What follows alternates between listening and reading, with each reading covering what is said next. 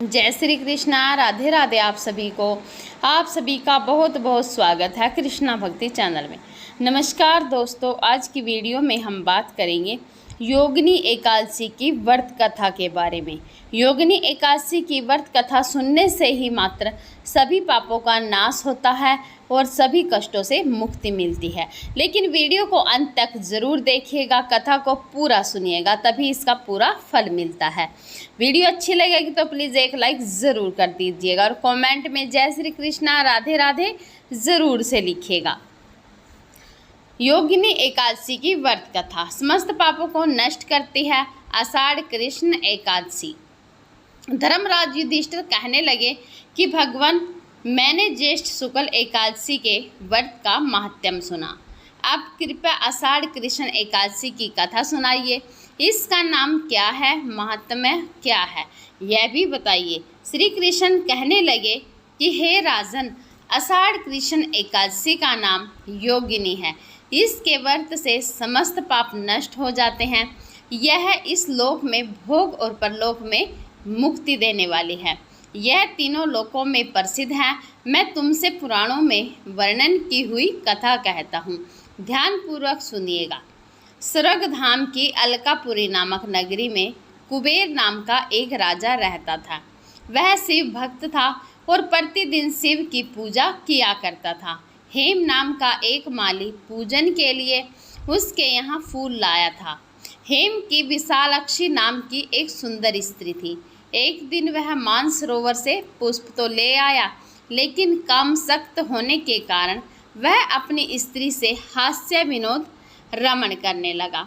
इधर राजा उसकी दोपहर तक राह देखता रहा। अंत में राजा कुबेर ने सेवकों को आज्ञा दी कि तुम लोग जाकर माली के न आने का कारण पता करो, क्योंकि वह अभी तक पुष्प लेकर नहीं आया है। सेवकों ने कहा, महाराज, वह पापी अति कामी है, अपनी स्त्री के साथ हास्य विनोद और रमण कर रहा होगा। यह सुनकर कुबेर ने क्रोधित होकर उसे बुलाया। हेममाली राजा के भय से कांपता हुआ उपस्थित हुआ। राजा कुबेर ने क्रोध में आकर कहा, अरे पापी नीच कामी, तूने मेरे परम पूजनीय ईश्वरों के ईश्वर श्री शिव जी का महाराज का अनादर किया है। पापी नीच, तूने यह अनादर किया है, इसलिए मैं तुझे श्राप देता हूँ कि तेरी स्त्री का वियोग सहे, तू स्त्री का वियोग सहेगा और मृत्यु लोक में जाकर कोढ़ी होगा। कुबेर के शाप से हेममाली का स्वर्ग से पतन हो गया और वह उसी क्षण पृथ्वी पर गिर गया। भूतल पर आते ही उसके शरीर में श्वेत कोढ़ हो गया। उसकी स्त्री भी उसी समय अंतर्ध्यान हो गई। मृत्युलोक में आकर माली ने महादुख भोगे। भयानक जंगल में जाकर बिना अन्न और जल के भटकता रहा। रात्रि को भी निंदा नहीं आती थी, परंतु शिवजी की पूजा के प्रभाव से उसको पिछले जन्म की स्मृति का ज्ञान अवश्य रहा। घूमते घूमते एक दिन वह मार्कंडे ऋषि के आश्रम में पहुंच गया, जो ब्रह्मा से भी अधिक वृद्ध थे और जिनका आश्रम ब्रह्मा की सभा के समान लगता था।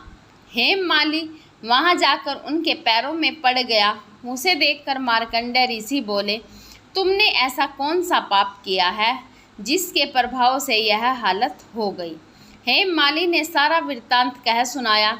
यह सुनकर ऋषि बोले, निश्चित ही तूने मेरे सम्मुख सत्य वचन कहे हैं, इसलिए तेरे उद्धार के लिए मैं एक व्रत बताता हूँ। यदि तू आषाढ़ मास के कृष्ण पक्ष की योगिनी नामक एकादशी का विधि पूर्वक व्रत करेगा तो तेरे सब पाप नष्ट हो जाएंगे। यह सुनकर हेममाली ने अत्यंत प्रसन्न होकर मुनि को साष्टांग प्रणाम किया। मुनि ने उसे स्नेह के साथ उठाया। हेममाली ने मुनि के कथनानुसार विधि पूर्वक योगिनी एकादशी का व्रत किया। इस व्रत के प्रभाव से अपने पुराने स्वरूप में आकर वह अपनी स्त्री के साथ सुखपूर्वक रहने लगा।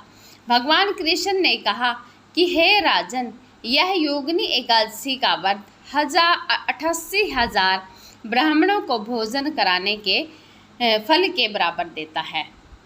इस व्रत से समस्त पाप दूर हो जाते हैं और अंत में स्वर्ग प्राप्त होता है।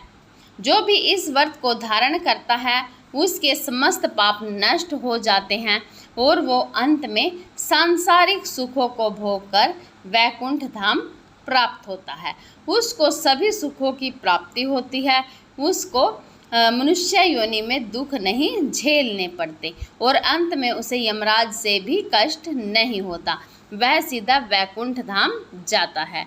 जय श्री कृष्णा, राधे राधे। आप सभी को वीडियो अच्छी लगी हो तो प्लीज़ एक लाइक ज़रूर कर दीजिएगा।